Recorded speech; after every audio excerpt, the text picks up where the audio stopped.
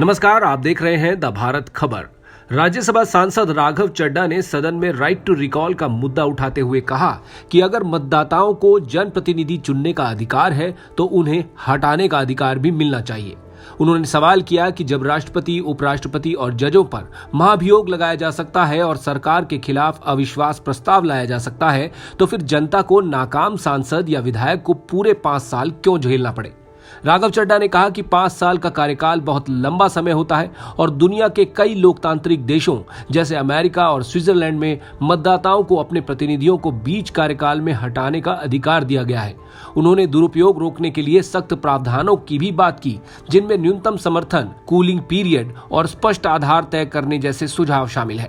उन्होंने कहा कि राइट टू रिकॉल लोकतंत्र में जवाबदेही लाएगा, भ्रष्टाचार पर रोक लगाएगा और राजनीतिक दलों को काम करने वाले उम्मीदवार मैदान में उतारने के लिए मजबूर करेगा।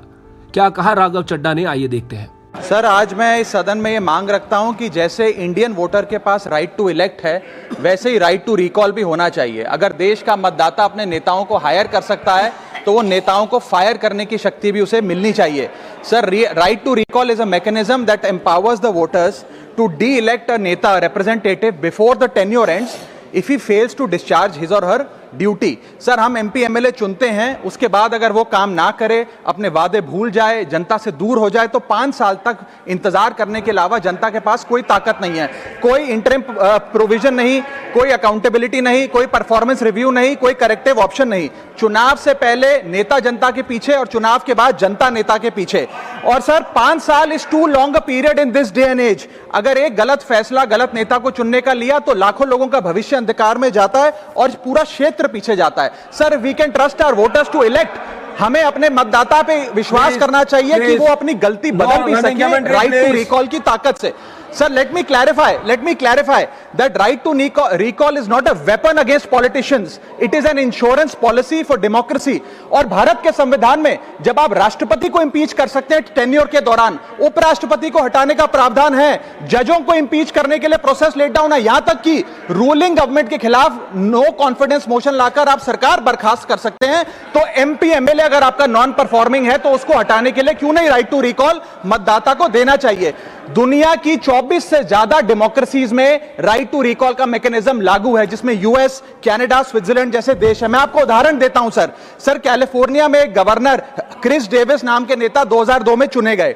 उनके कार्यकाल में मैसिव पावर कट हुए, एनर्जी क्राइसिस हुआ, बजट की मिसमैनेजमेंट और गन शूटिंग की वारदातें हुई। उसके चलते 1.3 मिलियन कंस्टिट्यूएंट्स ने एक पिटीशन साइन करके दी कि इन्हें रिकॉल किया जाए।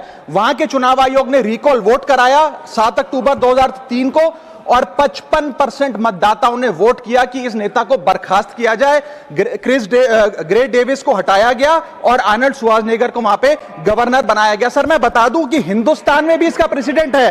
कर्नाटक, मध्य प्रदेश, महाराष्ट्र और राजस्थान में रिकॉल मैकेनिज्म ग्राम पंचायत के स्तर पे लागू है और ग्राम सभा के लोग मतदाता वोट करके उन्हें वापस बुला सकते हैं। सर, लेकिन इसका मिसयूज ना हो इसलिए हमें सेफगार्ड्स भी बनाने पड़ेंगे। एक थ्रेशोल्ड रखना चाहिए कि 35 से 40% मतदाता अगर साइन कर दे तभी राइट टू रिकॉल वोट करवाया जाए। नेता को 18 महीने के लिए परफॉर्मेंस पीरियड देना चाहिए, कूलिंग ऑफ पीरियड, जिसमें उसे ना हटाया जाए। स्पेसिफिक ग्राउंड्स फॉर रिमूवल होने चाहिए ताकि फ्रिवलेस ग्राउंड्स ना हो और रिकॉल कम से कम 50% वोटों के बाद हो। ऐसा होगा तो पार्टियां भी ऐसे लोगों को टिकटें देंगी जो परफॉर्मर्स हो, ना कि नॉन परफॉर्मिंग एसेट, और भारत की डेमोक्रेसी मैच्योर होगी, सिटीजन एम्पावरमेंट बढ़ेगा and recall will give the voter the power to fix that right now. Sir, R Girirajan ji.